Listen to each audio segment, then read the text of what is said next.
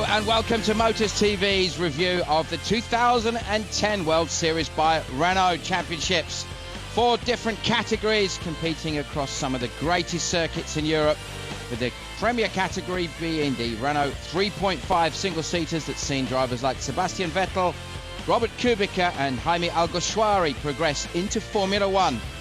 Formula 1 cars on show, lots of spectacle with legends like Jean Ragnotti doing their demos and some other fantastic activities for family and friends. And most of the time it's free to enter, which is why you get such massive crowds across the circuits of Europe. And the action started in the Motorland circuit near Zaragoza in Spain, a new track to 2009, and then into the opening round of 2010. Mixed conditions, as you can see. And this is what the calendar looks like. April in Motorland, then moving across to Spa-Francorchamps, Monaco for just the 3.5 car supporting the Grand Prix, Brno, Magny-Cours, Hungaroring, Hockenheimring, Silverstone, and finishing at Catalunya. So away from the start, the drivers make a tricky charge down into turn 1. All of the race is 45 minutes for race 1, and the cars must run to 2 different setups immediately. You see drama. Somebody running wide, one of the Fortec cars. It could have been John Lancaster, the British driver, who might have had a problem there. As you can see, it is the blue car, the Carlin car of Mikhail Aleshin leading away, and he is leading from the Australian driver Daniel Ricciardo, who is the British Formula 3 champion, as you can see, supported by Red Bull, driving for the Tech 1 team. And in third position, the 12 car of Daniel Zampieri, the 22-year-old Italian driver. As you can see, the problems the drivers have struggling for grip. So Aleshin leads Ricciardo, Zampieri, Guerrieri, Coletti and Salacada. Guerrieri and Salacada in the ISR team, the Czech team that's owned and run by Igor Salacada, the father of Philippe. But already early on in the race, just a couple of minutes old, and you can see the fight between Aleshin and Ricciardo starts. All running identical cars, these 3.5 litre V6 cars producing some 480 horsepower, running on identical Michelin tyres, either slick tyres or, of course, on conditions like today, grooved wet weather tyres. Michelin providing the tyres for all of the championships in the World Series by Renault. So alongside the Renault 3.5s, you also have their baby brothers, the Formula Renault 2 litre, and they're all new cars for 2010. We'll see action from their championship a little bit later on. Plus the ever spectacular Megane Trophy, again using the same engines of these cars. You can see the gap now between Aleshin and Ricciardo, virtually the same. Going down the order, Federico Leo, John Lancaster, Julian Liel, Brendan Hartley, teammate to Ricciardo. See a change of positions there. I think that might have been Federico Leo, very sideways in the other of the Pons racing cars, just about keeping that car under control. No traction control, but it is a paddle shift gearbox, so it is a 6-speed sequential racing gearbox. Now over a second the lead that Aleshin has got after 4 minutes, or just about 3 laps I think we've seen already. And a safety car comes in. And it is Aleshin leading Zampieri and Ricciardo. Cars charge away with 25 minutes remaining of race 1. You can see that Zampieri has got himself ahead of Ricciardo. There's no doubt. Oh, contact in the background. Big contact. I think that was Berton, was one of the drivers involved in that. Yeah, that's Nathaniel Berton, the number 1 car in the championship winning team of Draco Racing in the Force India colours, of course. They won the series in 2009 with Belgian driver Bertrand Baguette, who has progressed into the IndyCar series, racing in America, finding his feet in that particular series. Drivers, as we said, coming out of this championship into Formula 1. Jaime Alguersuari, in fact, during 2009. And that is, I think that on the right-hand side is Esteban Guerrieri, the Argentinian driver who has been one of the championship favourites before the event, driving for the ISR team. The 25-year-old Argentinian is the Carlin Motorsport. Trevor Carlin on the right-hand side folds his arms and looks slightly concerned as to what's going to happen. At the moment, though, Untroubled is Mikhail Aleshin, a Russian driver who was racing in the F2 series in 2009. Moved you back into the World Series, of course, has competed in this championship sporadically since 2007. No experience of things like Formula 3, so it was a big jump for him into this championship. Very briefly raced in the A1 GP series for Team Russia when that was at the first season in 2005, but he takes the opening race of the season. A victory for Aleshin, victory for Carlin. In difficult conditions, the Russian driver gets the job done. And he leads home. Daniel Zampieri, a great performance by the Italian, and Ricciardo in his first race weekend for the Tech 1 team, with Red Bull backing, of course. And there, Marcus Koch in the centre of the shot, the race engineer for Carlin, very experienced Australian.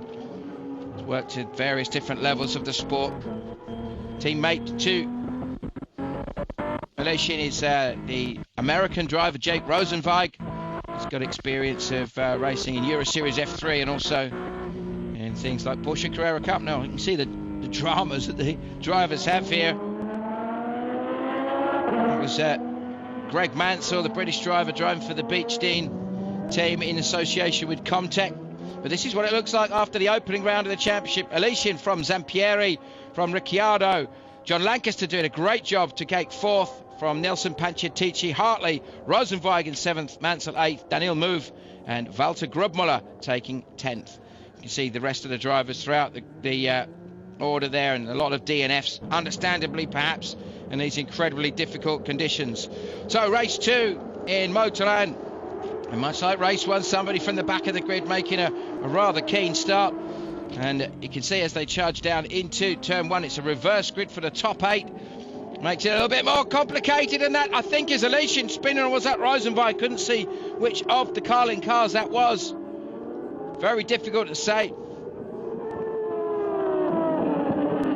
But it's Caru's leading, Pentas, Ricciardo, Leo, Costa and Grubmuller. That is the top 6 at the start of this race. And Jan Karel's the Czech driver, of course, winning the Le Mans series with Aston Martin in 2009, sharing with Stefan Muka. And also had a tremendous 4th position at the Le Mans 24 Hours in the Lola Aston Martin, the Gulf-sponsored car. So it's Caru's, Pentas, Ricciardo, Leo, Costa and Grubmuller. That is our top 6.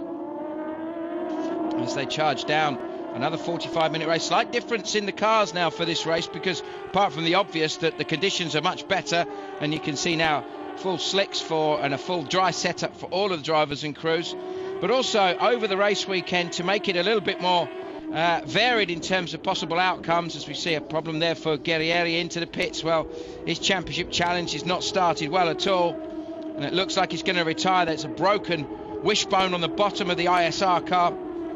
As I said, all of these cars identical Dallara chassis, carbon fibre with Michelin tyres, 3.5 litre, 480 brake horsepower. Engines that derived as a Nissan power plant. It was originally the Nissan Championship then, of course, Renault and Nissan being associated as a sort of partner brands, as it were, sharing a lot of the technology. But most importantly, for the moment, we've seen a big change at the front. It's Sten Pentas, the Estonian driver, who has got himself to the front in the Fortec Motorsport car. 28 years old, one of the more mature drivers, but takes victory after some promise in 2009. Brilliant drive at Barcelona earlier in the year in 2009 to get some great points and get a podium there. And also a great result for Jan Karels, the Czech driver, just ahead of Ricciardo. Now Ricciardo is surely going to come away with a great position in the championship after this, having taken a 2nd and a 3rd. You see the rest of the grid scrapping to the line. 5th and 6th, though, is going to be Albert Costa, the 2009 Eurocup champion. Just heading out the rest of the pack. Brendan Hartley, Daniel Move, and Aleshin in 9th position, just ahead of Grubmuller. It was Rosenweig that we saw spinning, and Pentas' girlfriend, understandably very happy for her man. And the boys from Fortec absolutely delighted. Now, throughout the season, we've got Motors TV have had a chance to have some special guests at each of the events. And for one of the events, we have Rachel Trapani. This lovely lady was elected Miss France in 2007, and she joined us here at Spa, as you can see, fully safetied up and we get a chance to hear from Rachel a little bit later and her thoughts of what she makes of a World Series by Renault race weekend. Took a little video camera around with her, got to meet the drivers. I'm sure they were very pleased to meet her.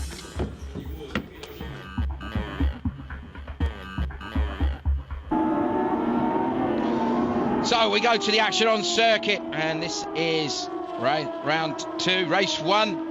And 36 minutes remaining. The battle between Sten Pentus and Brandon Hartley for second place. It is Mikhail Aleshin who is leading at this stage. An interesting pole position was for Jake Rosenweig. Perhaps wouldn't have expected to see that. Bit of a mixed conditions, and he got the best out of it, as did the Carlin team, getting the best out of him, of course. But Brandon Hartley, the New Zealander, had a massive fight with Oliver Turvey and Jaime Alguersuari for the 2008 British Formula 3 Championship. In the end, it went the way of Alguersuari, who at 18 became the youngest ever winner of that championship. And interestingly, all 3 drivers driving for the Carlin team. Well, for Tech 1 it is Hartley trying to go the long way round on Sten Pentus, and just about does it. What a great move by Brendan Hartley. Fantastic performance by him, just edging out the man who won the second race at Aragon, and that's Sten Pentus. Just saw Aleshin flash through our shot there. And a good performance so far for Coletti, the Monegasque driver in the Comtech team, teammate to Mansell, just ahead of Nebelitsky. Down the Ordich, Caruz, Lancaster, Mansell, Leo, Grubmuller rounding out the top 12. And quite often we see some mixed conditions here in Spa-Francorchamps. Had been the case over the weekend. Fights throughout the grid, just ever present, because these cars are so equally matched. Really comes down to a mixture of team setup, getting the best out of the car. Oh, tragedy for Hartley from a great position, breaking down, out of the race for him. Very frustrating for Brendan Hartley. Really important year for him, with support from Red Bull, as he's had for some time in his career. Needed to get a good result. Zampieri, meanwhile, for a great performance in Aragon, taking a second place in that opening round, continues to charge down on the back of the cars ahead.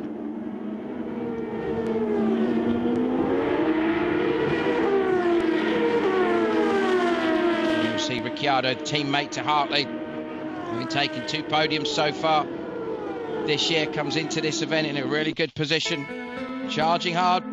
But it was Aleshin who took his second win of the year, ahead of Sten Pentus. Coletti from Monaco taking third. Costa, Lancaster, Nebelitsky, good performance by him. Mansell, Leo, Grubmuller and Jan Carels round out the top 10, 9th and 10th, both for Rolly Vicini's P1 Motorsport. And being Spa, as you perhaps would have expected, we get a change in conditions for this magnificent circuit, and a big challenge for the reverse grid. Remember, the top 8 drivers reversed, so that the 8th place finisher will take pole position.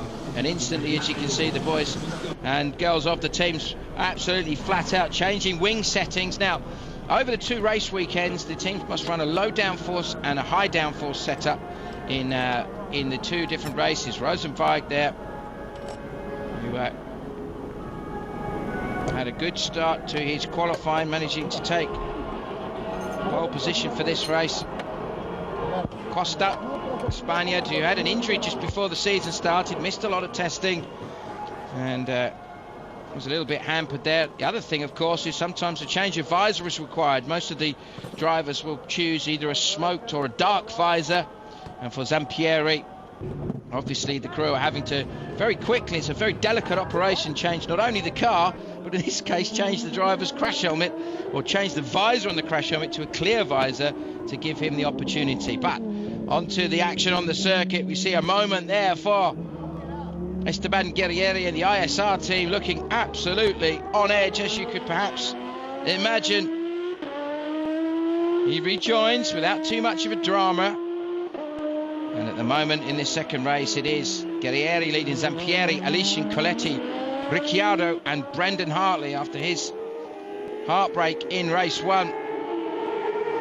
Hugely frustrating for him.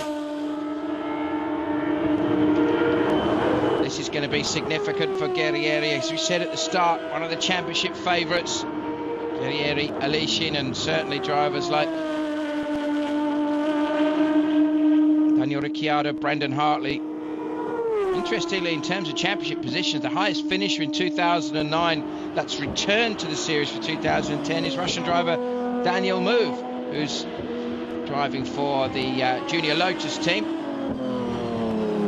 Move is a Russian who's got a lot of potential, a lot of Russian drivers showing potential here, but it was the Argentinian driver Esteban Guerrieri winning from Daniel Zampieri. Stefano Coletti, another podium for him, and this is the driver standing 38 points to Aleshin, 10-point lead over Ricciardo. Pentas just 1 point behind Zampieri. Coletti also really in there with a shout. Costa Guerrieri, after his retirement's causing him a real headache in terms of his point position right the way at the bottom.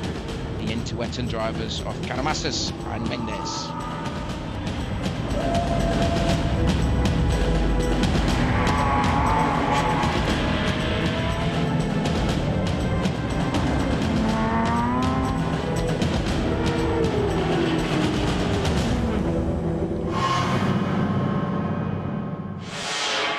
So with round 3 of the championship going to Monaco, where victory was taken in the single race they had, and it was just the 3.5s that raced there. That was Daniel Ricciardo who took victory. A tremendous performance by the young Australian there.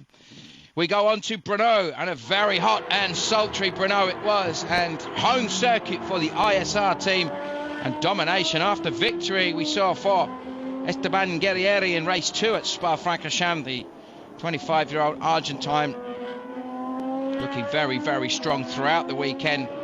Home knowledge perhaps being of use, some testing maybe beforehand in other cars. He's leading Ricciardo and Hartley with a shout as well. There is Aleshin. Remember, the crews must take a tyre stop in the second race. Just 2 tyres must be changed. Most of the time they elect to change the front tyres. Sometimes it is the rears. And again, in a relatively short race, just over 40 minutes, it means that they shouldn't have too many issues with tyre wear, generally speaking. As we've seen Zampieri into the pits.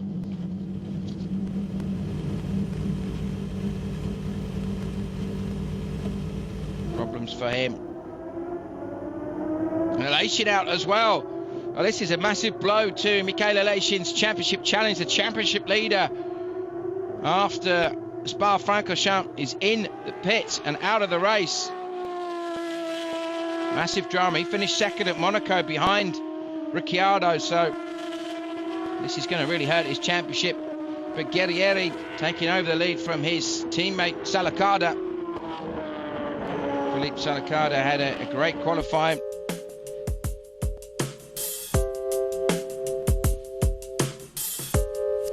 That's what it looked like. Guerrieri wins from Hartley, from Nebelitsky, his best performance so far in Formula Renault, and also from Leal, the Colombian driver, doing a great job to bring the car home in 4th position. And frustration for Salakada. Rosenweig, an even bigger frustration for Aleshin. Look at that, did not finish. So, reverse grid, and with 28 minutes remaining. You see the drivers and crews coming through. Guerrieri leading from Salakada, Berton, Pancetici, Hartley.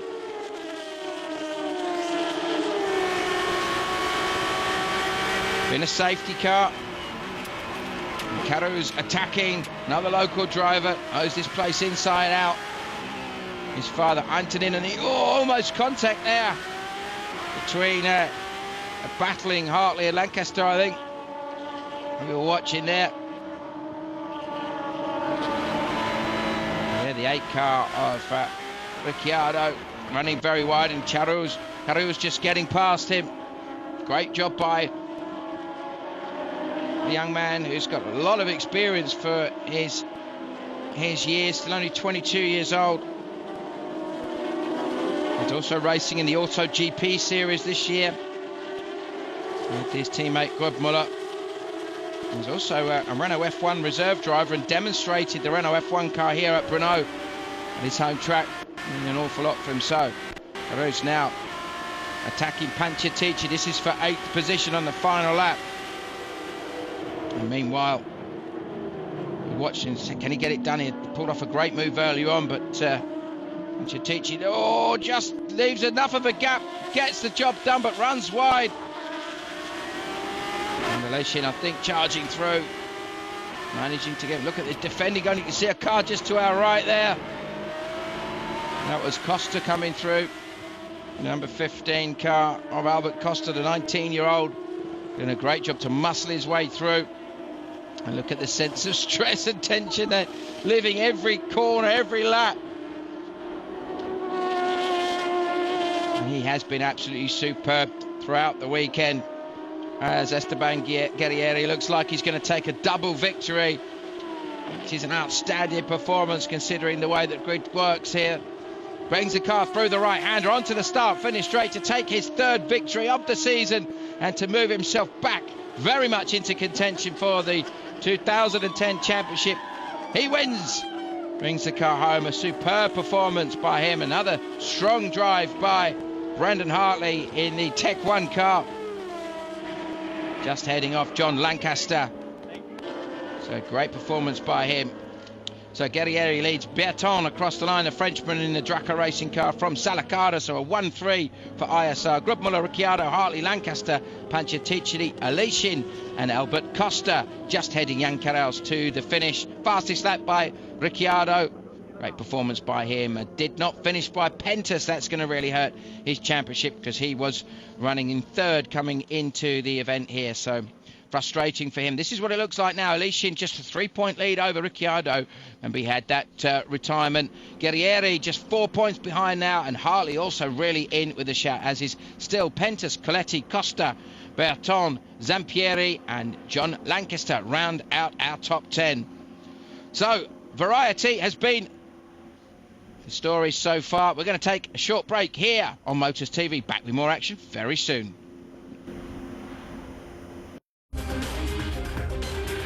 Welcome back to World Series by Renault Review here on Motors TV, and from the very hot weather in Hungary we head across to Magny-Cours, the Circuit de Magny-Cours. We have the French Grand Prix from 1991 up until 2008, and it's a great opportunity for championship leader at the halfway point, Mikhail Aleshin, so far having a couple of victories. He gets his opportunity to demonstrate the Renault F1 car at Magny-Cours. The Russian driver has been on form just about everywhere, taking podiums at almost every circuit throughout the year so far. And of course, he aims to be the second Russian in Formula 1 alongside Vitaly Petrov. Actually, it was an amazing experience to drive this car. It's a great car, and I like the circuit a lot. I think it's one of the greatest days in my life.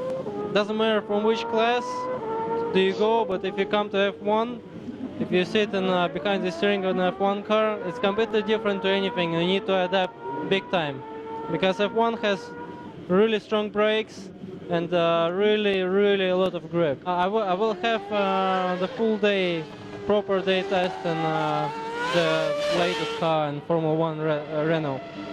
So of course I would push as hard as I can, but the main point is to win the championship, and not only because of the test in Formula 1. It is a very strong championship, World Series this year, and it's just very important to win it for your future. Indeed it is, with, as we said, drivers like Vettel and Kubica coming from this championship.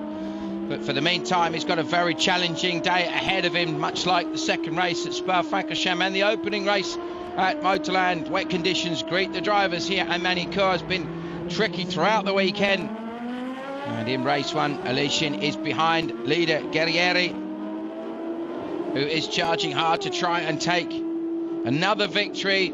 3 victories so far this season. Had to miss out Monaco, did Guerrieri, because of budget issues, which was hugely frustrating and really dented his championship challenge. But look at the fight that's on between Aleshin and Guerrieri.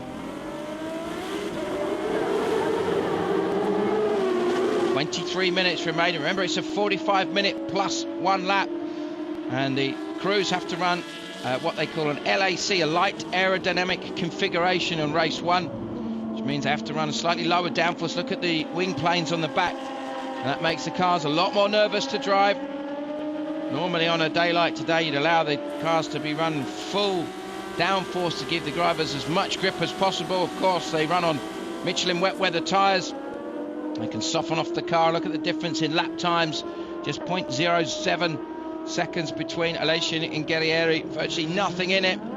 Difficult out of the Adelaide hairpin as they charge down through into the first of the two chicanes, and around the outside, Aleshin, well, that's a very brave move if he can make that one stick on Guerrieri as they sweep across. Now, of course, Guerrieri runs a little bit wide, bounces across the painted surface there as they sweep into the 180, the very, very difficult, very long hairpin that then sweeps back into a little right-hand kink as they then go down to the Estoril corner, which requires huge commitment, totally unbalances the car through the right-hand part as they turn right. Interesting, Guerrieri already going offline, but as he turns, he's got to wait to make sure that the car doesn't run too wide. Bit of understeer from the race leader, as there is from Aleshin in second place, and just behind them, Nelson Pancetici in with a great shout. The Frenchman, of course, knowing the circuit incredibly well. Just 21 years old, the Parisian driver, looking for a good result on his home ground. Former Renault driver, development pilot, and a runner-up in the Spanish F3 series in the past. Some GP2 with the Durango team. Guerrieri, meanwhile, has been racing in the Super League Championship. See there discussions between the crew at Carlin, and it is Aleshin who is in the lead. Aleshin has got himself ahead of Guerrieri. So important here. You can see as they came out of the final corner, Guerrieri fighting to keep the car balanced, loses a little bit of traction on the way. Oh, drama! Car's running wide at this stage. Pancetici is looking so good. Pancetici moved the two drivers in the Junior Lotus Racing team.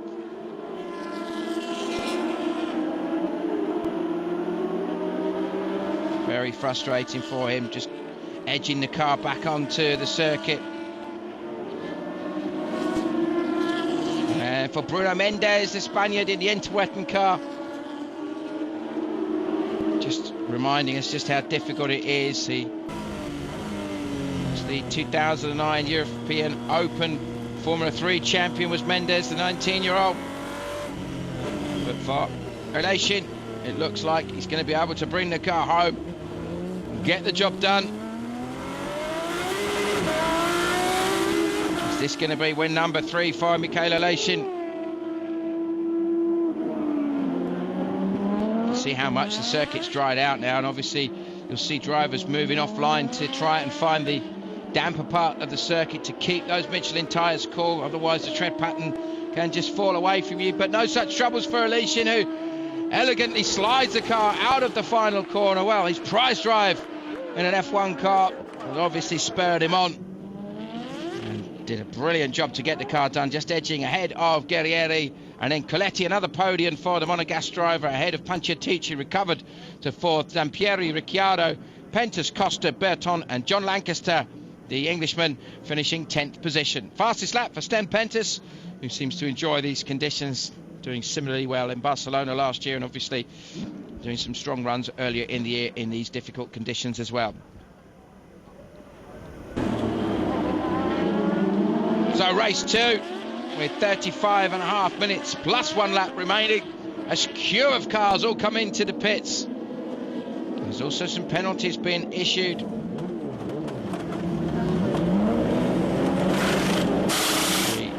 Coletti getting his stop done. In the background, see 2 of the cars, and that was Lancaster and Aleshin coming out after their stops. Blue flags waved from the marshal at the end because of the nature of the pit lane exit here at Magny-Cours. I've seen drivers when they had the Grand Prix here cross that blend line before and get big penalties.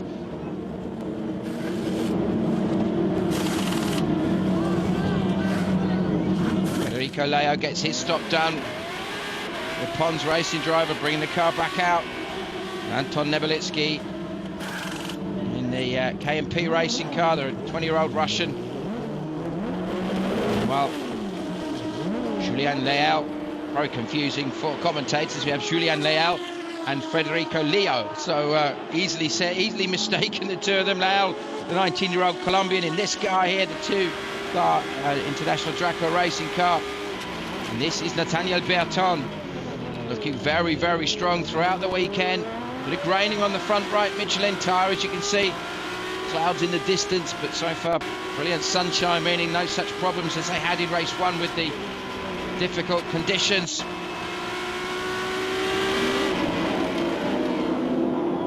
Lancaster, meanwhile, charges through in the Fortec car, took a race win at the end of last year in Le Mans. Some very strong drivers coming through this series from all over the world. Some English drivers like James Walker have raced in this series in the past. Lancaster we mentioned before. A friend of mine, Duncan Tappy, did a couple of races a little while ago. And of course Oliver Turvey took victory at Monaco in 2009 for the Carlin team. And lots of talented drivers from all over the world will come to World Series. It's such an important step on the ladder. Most drivers tend to move from Formula 3 into World Series, sometimes from Formula Renault into Formula Renault 2 litre, that is, into World Series. We'll see the action from the Formula Renault 2 litre cars a little bit later. Ricciardo drive-through, illegal change of tyres on the grid was the problem. After the allotted time that you're allowed to take the change, that's going to hurt his championship. Aleshin takes his mandatory stop. Absolutely crucial where the Russian driver comes back out in the pack with still just over 32 minutes remaining. Then this is Berton. Nathaniel Berton brings the car in. Can't quite see who that is ahead of him. Could be one of the Fortec drivers. He swings the car into the Draco Racing pit. Italian team, so experienced, of course, champions, as we said, with Bertrand Baguette last year. Association with Force India F1 team. And over the years have been hugely successful in just about every level of motorsport that they've raced at. Board with Mikhail Aleshin as he sweeps through Magny-Cours turn one.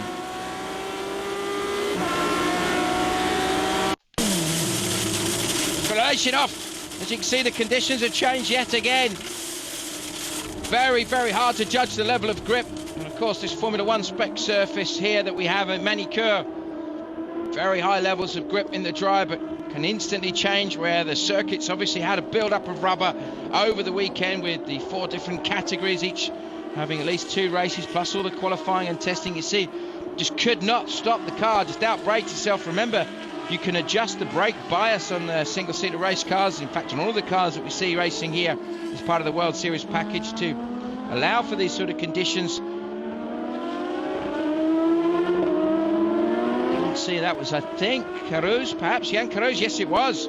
Jan Caruso runs wide, the Czech driver instantly in trouble, and that means that Nathaniel Berton is right in at the back of Caruso. Same sort of problem, just couldn't get the car stopped. What we're saying is that you can change the brake bias, wind it more to the rear so that it becomes a bit more 50-50. Normally in dry conditions, it's all on the front. Hartley takes his stop, almost stalls the car there for the 20-year-old New Zealander. Raced in the F3 Euro Series and in the World Series by Renault Championship. Hugely commanding series. Berton leads Ricciardo now from Salacado, Aleshin, Costa and Guerrieri. So Nathaniel Berton, the Frenchman, is in tremendous position. A 20-year-old Parisian who was 6th in the Formula Renault Euro Cup in the 2 litre cars and 3rd in the Western European Championship in that. And turned down a chance to race in the GP3 series with the ART team. This certainly is a much higher level in terms of performance in the GP3 cars. They're new, of course, another association with Renault, the turbocharged Renault engine single-seaters that run alongside GP2 and, of course, as part of the Formula 1 package, so hugely prestigious. But here, oh, look at the back lines being laid from the car just ahead there. Aleshin has recovered well from that drama earlier where he ran into the gravel down at the Adelaide hairpin. He's putting big pressure on Salakada now. And the Czech driver having taken podium on home ground at Brno. Fighting hard now to keep the championship leader behind him. You saw Aleshin pull off a great move here. Is he going to pull off the same move on Salakada as he did on Salakada's teammate Guerrieri? I think he has almost touching wheels. Salakada squeezing him down, and Aleshin maybe thinking championship, backed out of it very well. Meanwhile, with the weather conditions massively improving, Berton now under massive pressure by Daniel Ricciardo, the Monaco winner, charging down behind Berton. This would be his first win in this series if he could take this. And for Draco, it would be their first win of the series as well. This year, of course, the Tech 1 team have been hugely successful. The team behind, so Italian team versus French team, and French team versus Australian driver. Ricciardo, the Red Bull reserve driver in Formula 1. So really is on the verge of possibly joining his countryman Mark Webber in Formula 1. Of course, their association, Red Bull's association with Renault being, of course, that they use the Renault engines in their RB6 F1 car, arguably the best all-round package throughout 2010 so far. Both Vettel and Webber winning races, of course. Webber winning at Monaco and Ricciardo winning at Monaco, so a Red Bull Australian double. Meanwhile, Berton under the most amount of pressure on this final lap. Surely he can just hang on now. Nathaniel Berton holds on to take victory, punches the air with delight. Fantastic performance. And I think that's maybe Mama Berton, perhaps. He certainly looks hugely relieved. Managed to stay very, very calm, I'm sure. Her heart rate was going crazy.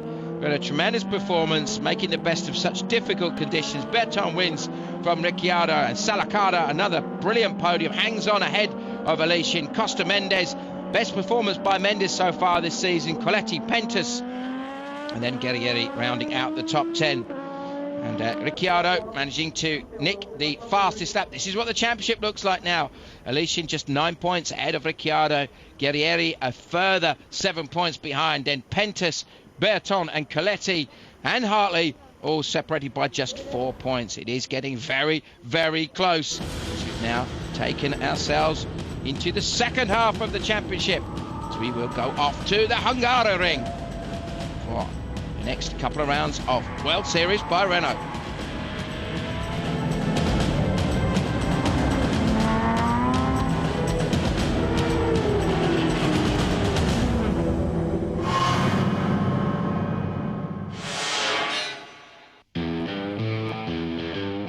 So, as quite often is the case at this time of year, fantastic weather conditions greeted everybody in Hungaroring.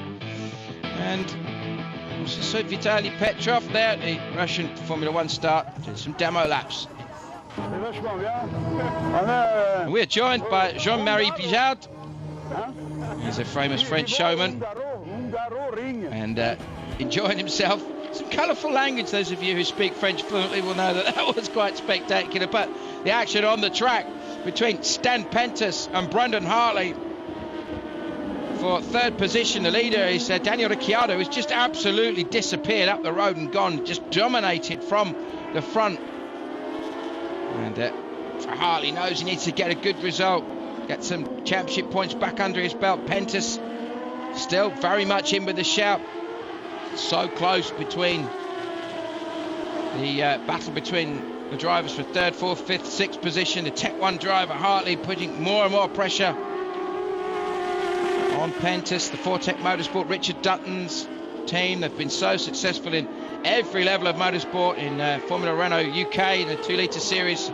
Multiple champions there with drivers like Mike Conway, and most recently in 2010, Tom Blomqvist, the son of Stig Blomqvist, looking very good for a championship in the new 2 litre cars. Duncan Tappy, another driver who moved from 2 litre Renault into 3.5, champion for them Sam Bird now in GP2, raced with them as well in 06. But these two drivers absolutely on the limit. Ricciardo, Formula Renault 2-litre driver, and Sten Pentus in fact raced in the British Championship as well with the CRS team. But Ricciardo, no such dramas, just absolutely walked away. A massive margin of victory for Ricciardo, totally unpressured, very consistent in his lap times, and really has, on a very difficult and demanding day, conditions over 30 degrees, wins by 13 seconds from his biggest championship rival Mikhail, Aleshin, Pentus, Hartley, Pancetici, Costa, Carlos, Zampieri, Rosenweig and Kunimoto round out the top 10. One of the most important things to mention that happened over the weekend in Hungary was the lack of the ISR team on the grid. Both of those cars failing scrutineering. Some cracks were found in the tubs, and both Salakada and Championship challenger Guerrieri were forced to sit out the race weekend. Hugely disappointing and frustrating for them. As our friend Monsieur Bigard enjoys the atmosphere on the grid, takes loads of photos, and with his friend clearly enjoying everything about this weekend. Drama for Hartley, stopped on track just under a minute and a half ago, was fighting hard for position in the middle of the order, and just lost out running wide at one of the Hungaroring's many chicanes. Meanwhile, Pentus leads from Costa, Aleshin, Zampieri, Manso and Ricciardo. With a minute and a half to go, safety car you would expect to be called. Pentus, such a strong run into their position in the race earlier in the weekend. Albert Costa looking good for his best result of the season, just ahead of Aleshin. A red flag because Hartley's car is in a dangerous position and it's too late in the race to warrant a safety car, and that brings the race to its conclusion. And the second victory of the season for Sten Pentus from Estonia. That's going to consolidate his challenge for third position, with Guerrieri not being able to race here this weekend. That's going to help the 28-year-old's championship challenge to get himself into a possible podium championship-wise. A little bit belated there. I think they'd celebrate, realising it would have been nice to see Sten take the checkered flag, but he'd done enough and thoroughly deserved the win after a great run through, as the very hot and bothered marshals understandably have a bit of a challenge there to try and get their car away. That's why the drivers need to put the steering wheels back on and pop the car into neutral, because unless you're familiar with how it worked, it is quite a challenging thing to do. For a hot and sultry day, the spoils go to the Estonian, just ahead of championship leader Aleshin in third, and Costa, a great performance by him. Very impressive by the 19-year-old Spaniard. So Pentus by 6.2 seconds ahead of Costa, Aleshin, Zampieri, another strong result for the Italian. Greg Mansell, a good drive for him, into fifth position. Ricciardo, Nebelitsky, Rosenweig, Hartley and Coletti, with Mikhail Aleshin taking fastest lap for 1:35.251. So after that, championship-wise now, just 11 points for Aleshin and Ricciardo. We're back with more action after the break on Moton.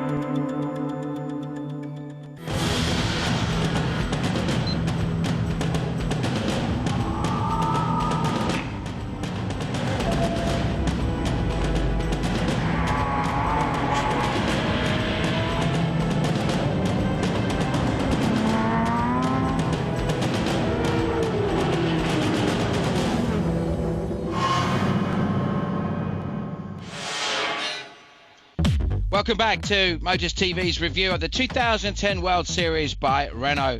And we head to Germany, to the famous Hockenheim circuit, and a change at the Tech 1 team. Brendan Hartley, no longer with the team, has been replaced by French driver Jean-Eric Vergne. And he's saying, I've just won the British Formula 3 Championship. Now, after taking the title, I'm setting my sights on Formula Renault 3.5 to see how well I can do, making my debut here at Hockenheim with the Tech 1 team. So, this is what race 1 looked like. Ricciardo won from Guerrieri, Lancaster, Zampieri, Aleshin, Manson, Coletti, Costa, Berton and Nebelitsky. And into race 2. Zampieri and Ricciardo as a staller at the back for Jake Rosenweig in the Carlin team.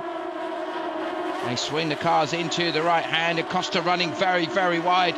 The young Spaniard in the Epsilon Ascari, but it's Zampieri leading from Guerrieri. I think Mansell up into third position. Couldn't quite see that properly. There is Jake Rosenweig, the young American driver, just 21 years old. Did the GP2 Asia Series as well as the other things he's raced. A lot of varied racing considering his young years. But look at this, it is Guerrieri. I think that was that Costa? Couldn't quite see who that was. It ended up off back was Guerrieri into the lead though. Pentas meanwhile scrapping hard with Daniel Move in the Junior Lotus Racing team. Those evocative British racing green and yellow colours, so much legendary colour scheme.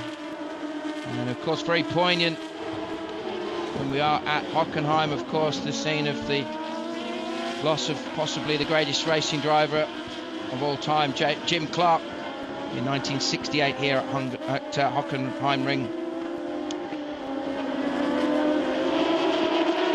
Meanwhile, it is at the front, Guerrieri and Zampieri fighting hard. Jean-Eric Verne, meanwhile, in 7th position in the Tech 1 car. Some dramas in qualifying. Meanwhile, his teammate Ricciardo is looking incredibly strong after taking victory in race 1.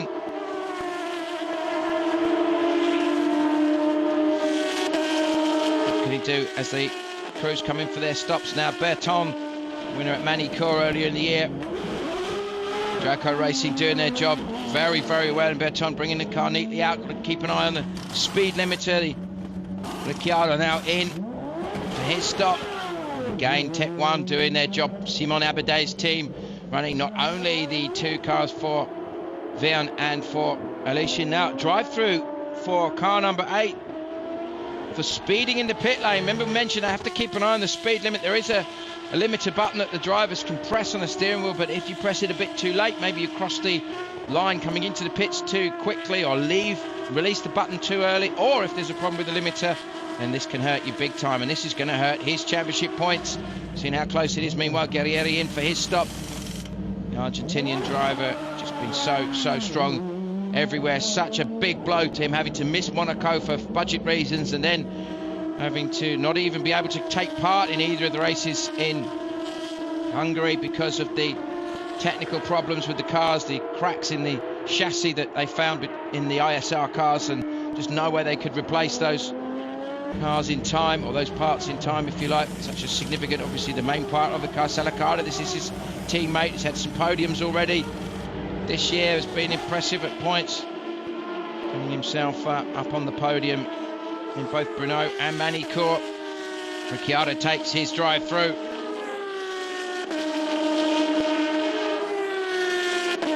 Hugely frustrating. It'd be interesting to see where he ends up as he drops back into the pack.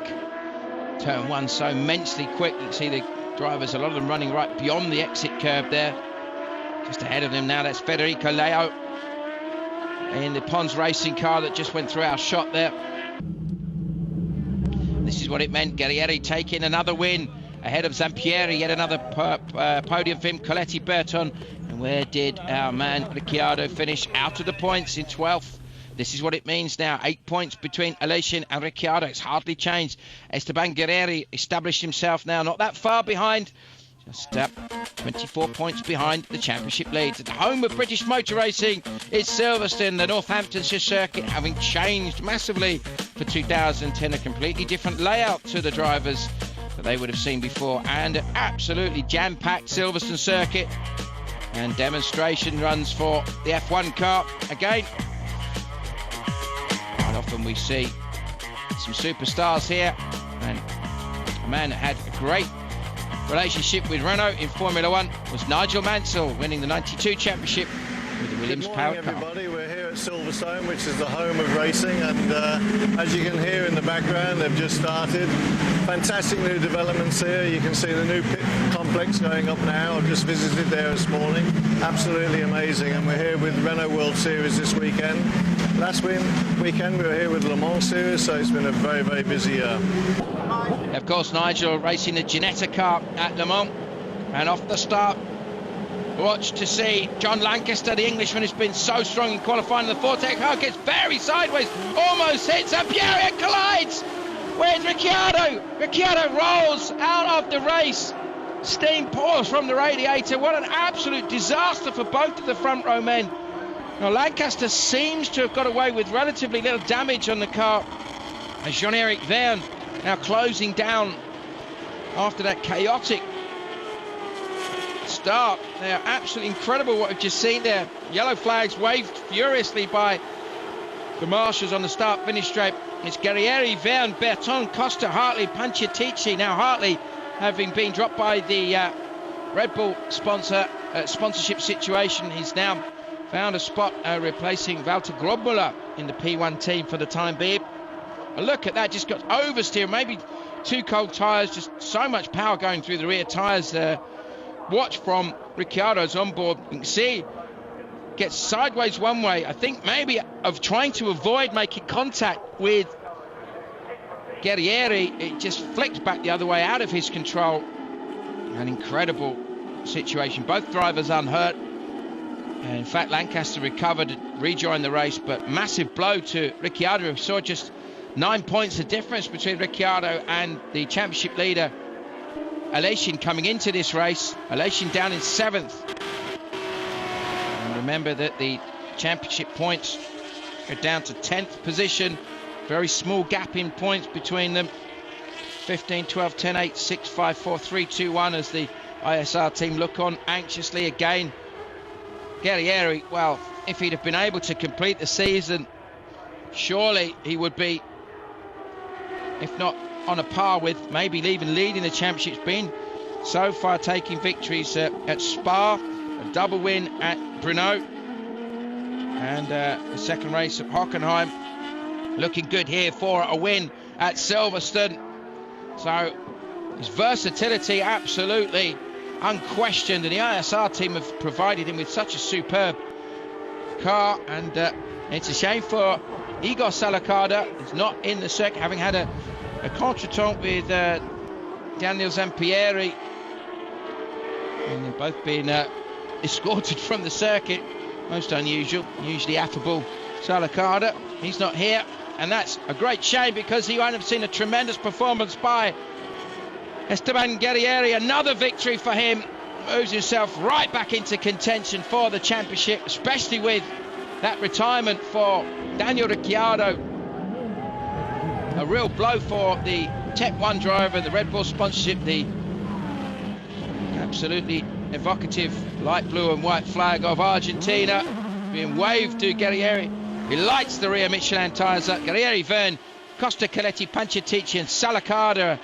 2 top 6 finishes for both the ISR driver. Great drive by Jean-Eric Verne in only his second race weekend in a World Series by Renault. And for Aleshin, he'll be pleased to have just got himself a couple of more points there in 7th position. In fact, taking 4 points for that. But what a great performance for everybody at ISR. Delighted with the drive through there. Fantastic job. But Guerrieri takes it now in race 2 from Ricciardo, taking the win on the very, very last lap, just edging ahead of Ricciardo and Verne. And you saw Aleshin out of the points. Now, the real controversy was after that race 1 win that we saw for Guerrieri, he was excluded because he'd had a crash in qualifying, and the cars had to race. The team had to race like crazy to get the car repaired.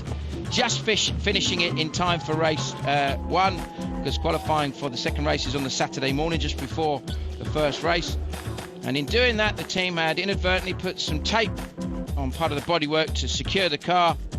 And this is what he's pointing at. He's saying, look, no tape, because it was on that part of the car that the team had put tape. And because of that, he was protested by the Tech 1 team and excluded from the race 1. And that gave the win to Jean-Eric Verne. So that is why he was so delighted to recover from that. This is what the points are. 3 points between Aleshin and Ricciardo, and then Guerrieri is in there too.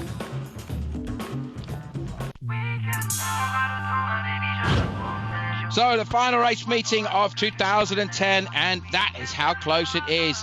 Any one of those 3 drivers could still take the championship. And it is going to be absolutely nail-biting stuff. The conditions, as you can see, very, very changeable. This massive enclave in the paddock. And we're joined by Lord Cossety. The Lord, he is a star of French hip-hop, for those of you who are not familiar with him, or Lord Co, as his name. And this is the final weekend for me to discover what's going on and to tell you all about it. So, away we go. Championship. Guerrieri is leading in front of Vienne, because he's now out of the championship chase, because Daniel Ricciardo won race 1 in front of Aleshin. It's only between Ricciardo and Aleshin. The one who finishes ahead of the other will be champion. As you can see, there's just 5.5 minutes remaining of this race, and it's going to be absolutely vital for either of these drivers to be able to find some pace in these incredibly difficult conditions. Circuit that has provided so much excitement over the years. The Circuit de Catalunya, just outside Barcelona. Who can forget that image of Ayrton Senna and Nigel Mansell, who we saw earlier. Mansell and him side by side going down the start-finish straight, almost centimetres apart, well, just almost touching. And this 4.727k circuit. Such a challenge. The last part of the track here that the drivers are coming through, the Sabadell Europe car and New Holland corners. And slightly redesigned part of the track, more technical at the end. Lap times wise, Aleshin on a par with Ricciardo. Remember, Aleshin far more experienced than Ricciardo in these cars, having raced intermittently in these cars since 07. The Carlin team, though, hugely successful, gave Sebastian Vettel a victorious debut in this championship back in 07. This is the difference, though. Ricciardo and Aleshin, 0.82 of a second slower Ricciardo is than Aleshin. 1.099 seconds the gap. Just 4.5 minutes left. Guerrieri is away and gone. He's looking for another win to round out what's been a hugely impressive championship. And certainly for a lot of people's mind, he's been the driver of the season.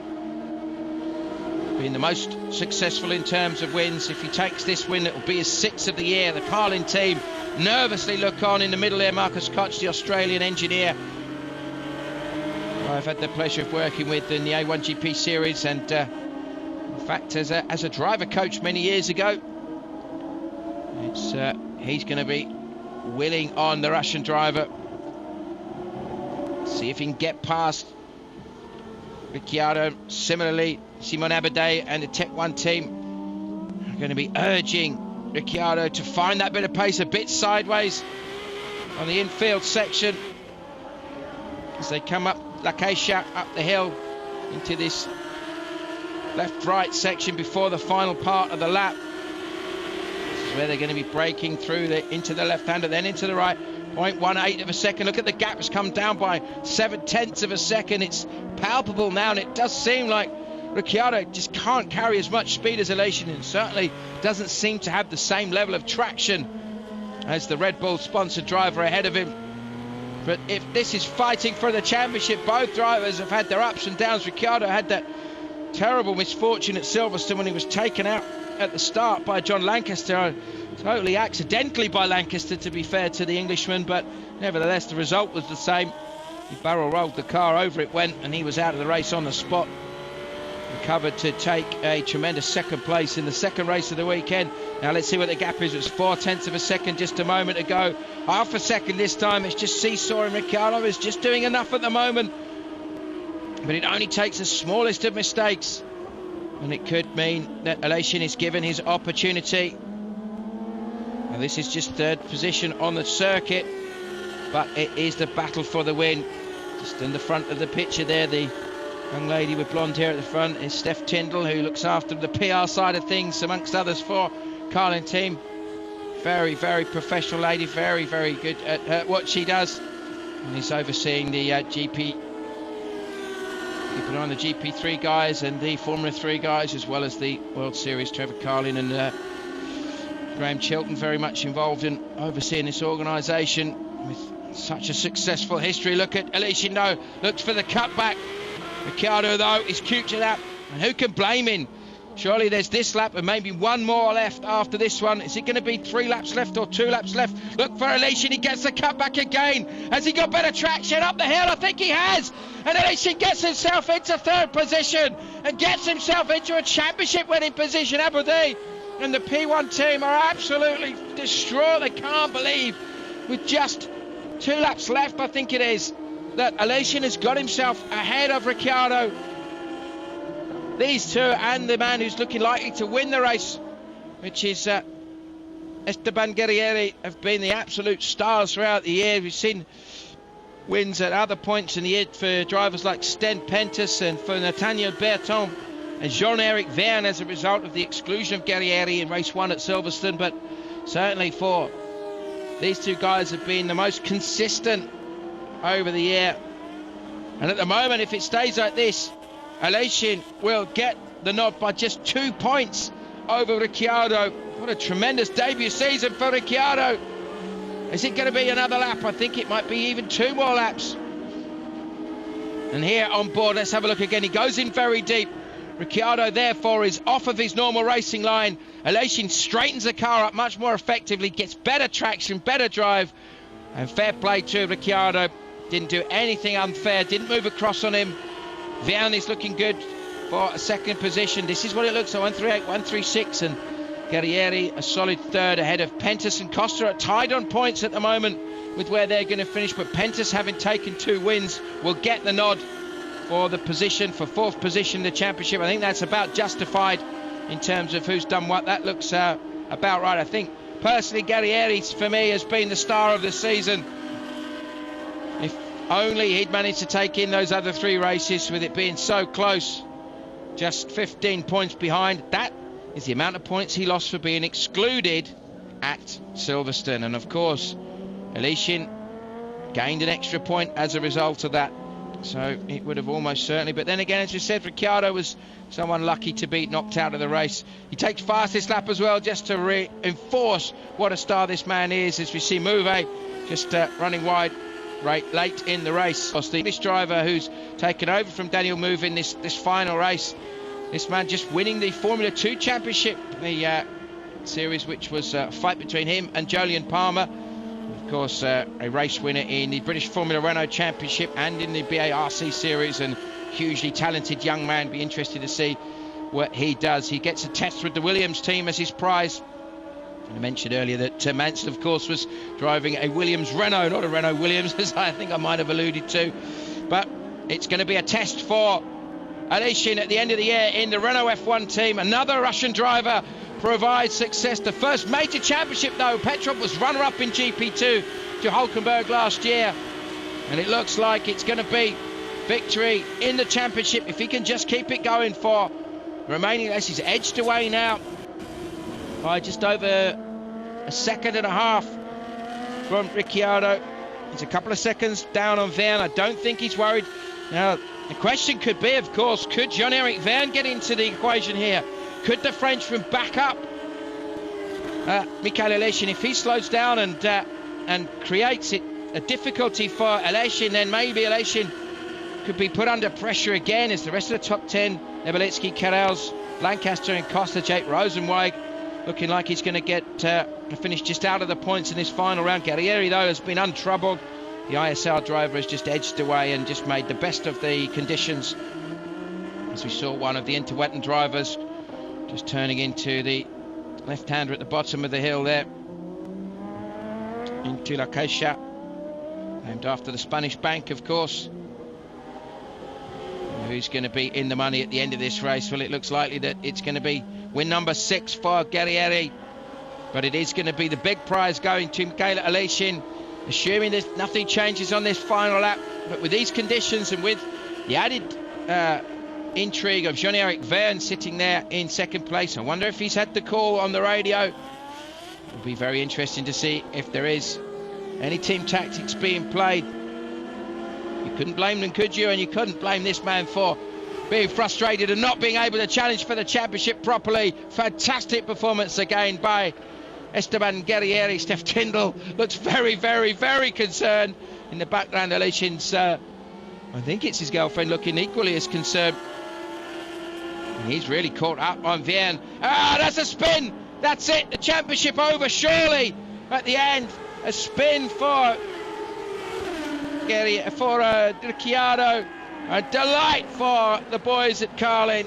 Absolutely thrilled at the championship victory for Mikhail Aleshin. Well, he started the year with a victory in the opening round of the season in Spain, in Aragon, in difficult conditions, and a brilliant drive to get ahead of his championship contender. Ricciardo means that with a win going to Guerrieri ahead of Venn, Aleshin, Ricciardo, Coletti, Pancetici, Nebelitsky, Carels, Lancaster and Costa, that's the top 10. Guerrieri gets the fastest lap. Dean Stoneman on his debut in the series does a solid job despite that off, and that's what it is, just 2 points after all those races, after 17 thrilling races across Europe. Aleshin wins it from Ricciardo. Esteban Guerrieri, the most amount of wins, the most amount of heartache, and some great performances throughout the year.